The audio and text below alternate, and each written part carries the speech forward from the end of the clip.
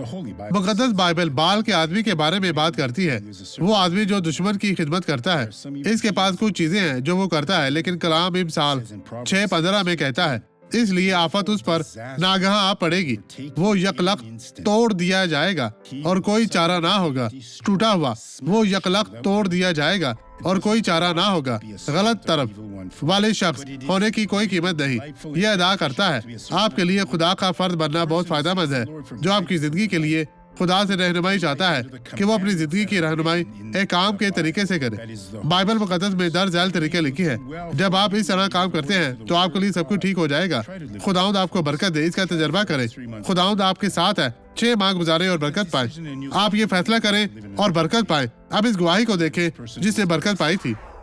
जब आपने दुआ करना शुरू की तो अचानक मुझे शदीद जलन का एहसास हुआ और मैंने थोड़ा सा कदम आगे बढ़ाया। खुदा का शुक्र है कि मुझे अपनी रीढ़ की हड्डी में मजीद दर्द महसूस नहीं हो रही है। अब आप जी, आजाद मैं हैं। आजाद हूँ। शुक्र है वो खुदा करें का। जो पहले नहीं कर सकती थी। ठीक है, खुदा की तारीफ हो।